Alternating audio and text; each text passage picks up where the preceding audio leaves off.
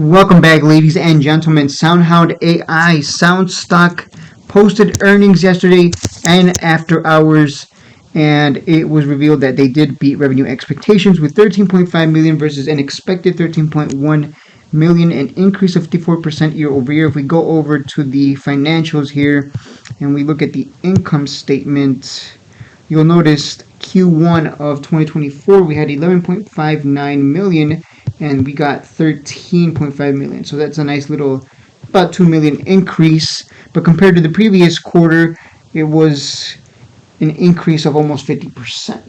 8.75 versus 13.5. So that's a nice little increase. So yeah, about 50%, I would say. The big takeaway from the earnings was the acquisition that they made, because that's going to add, they're going to be able to go beyond just restaurants. They're getting into financial sector, into the insurance sector, hospitality, and retail.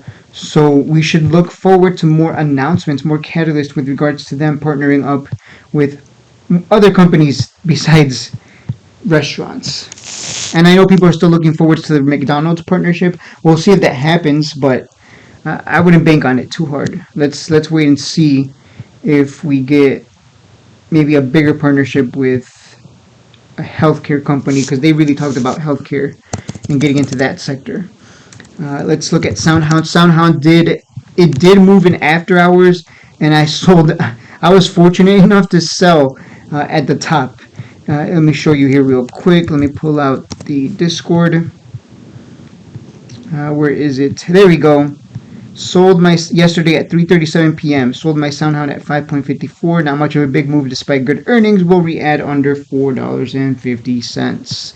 It did move in after hours, and I immediately got out because, like I mentioned, it doesn't have very volatile moves. Like this thing could have the best earnings ever. It's not. It just doesn't have those volatile moves to the upside or downside.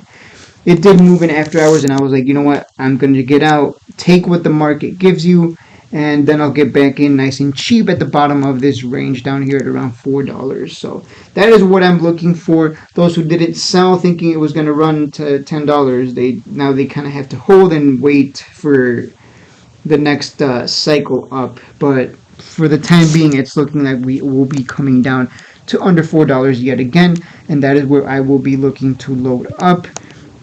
Let's continue here with the SoundHound AI numbers. Let's remove this. Let's zoom in here.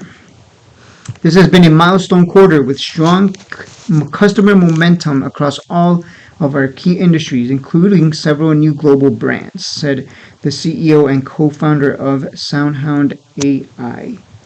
We believe the demand for voice and conversational AI is increasing, and we are committed to strengthening our leadership position in the growing market.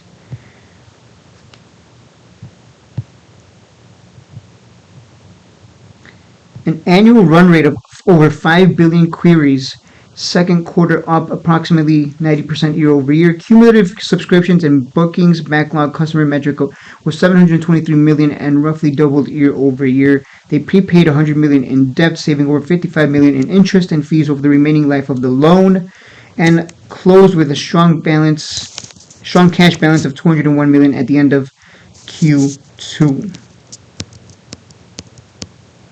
I think that's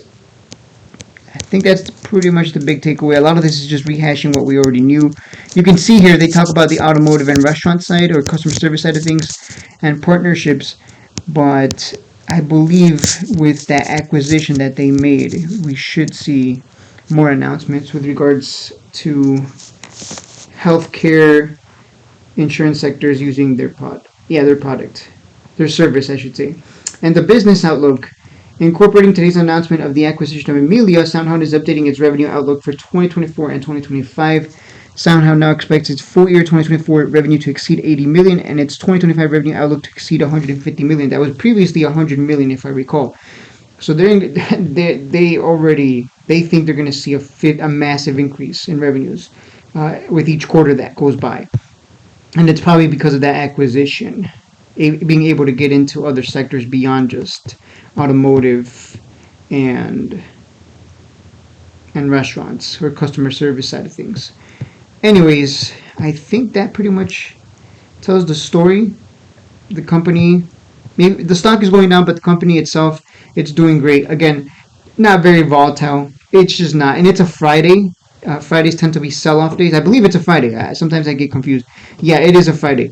So Fridays tend to be sell-off days anyway. So no one should be surprised by this. If you bought when it came down to $4, like I was telling you guys, I mean, you made money regardless. And if you haven't sold, I would probably look into selling and then buying back in at $4. It's up to you. Some people are definitely going to hold. They already told me, hey, I'm going to continue to hold here because I believe that we will get another run. So up to you as to how you want to play it. Just remember to buy cheap, take what the market gives you.